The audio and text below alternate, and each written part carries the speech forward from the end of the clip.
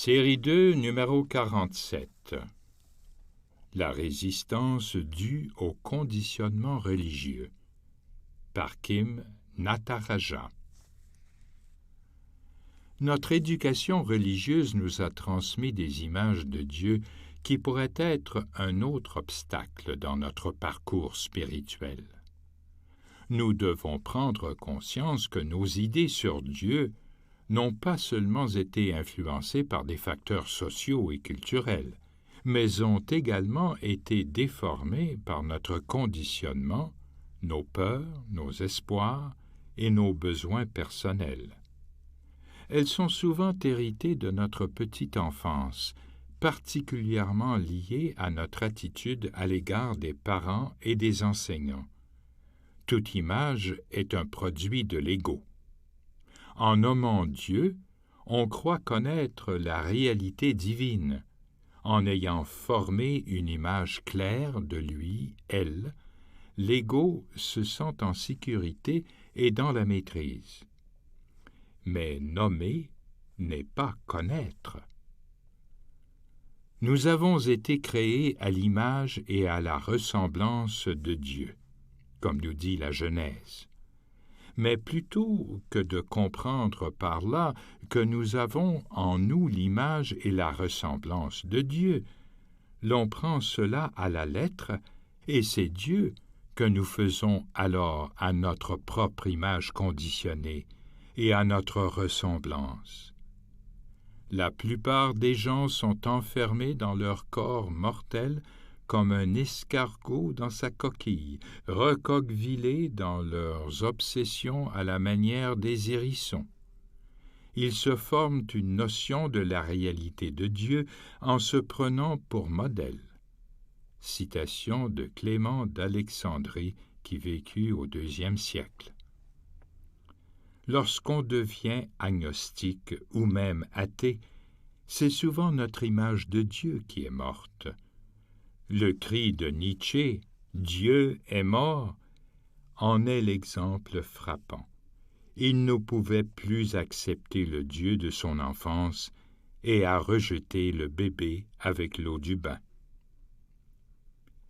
Les Écritures nous montrent clairement comment fonctionne ce processus. Nos images sont le reflet de l'époque et nous vivons de ce dont nous avons besoin.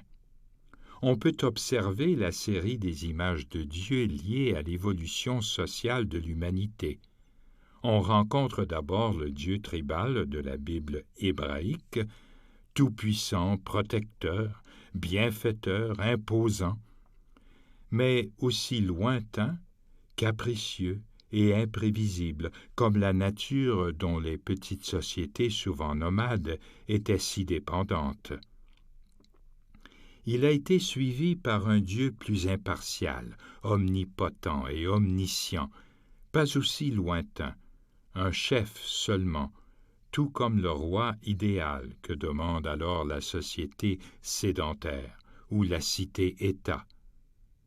Puis on rencontre le Dieu d'amour du Nouveau Testament qui reflète un besoin de paix et de service chez une population plus importante pour consolider les relations.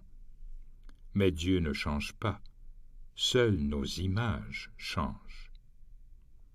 Mais si l'on sait qu'on ne peut pas enfermer Dieu dans des mots et des pensées, on trouve en général qu'il est trop difficile de se rapporter à quelqu'un qu'on ne peut pas nommer, ineffable et infini.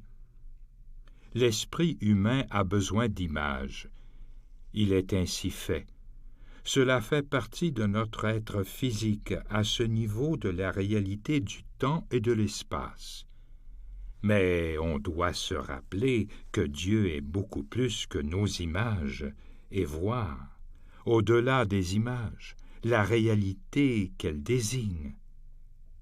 Comme le souligne un proverbe bouddhiste, elles sont des doigts qui désignent la lune et non pas la lune elle-même. En prenant nos images pour la réalité, en ignorant qu'elles ne sont que des ombres du réel, de fait, on fait de nos images des idoles. et on doit briser ces idoles. Maître Eckhart, mystique allemand du XIVe siècle, le dit avec force par cette phrase: « Aussi je prie Dieu de me délivrer de Dieu. » Fin de la citation. Me délivrer de mes images de Dieu. Cette phrase ressemble beaucoup à l'adage bouddhiste: « Si tu rencontres le Bouddha sur ta route, tue-le. » Au-delà de nos images, nous sommes infiniment reliés à Dieu, et les images ne font que cacher cette réalité. La méditation, en mettant l'accent sur le renoncement aux mots et aux images, nous aide à quitter nos fausses images, nos idoles, et à entrer dans l'expérience sans parole de Dieu.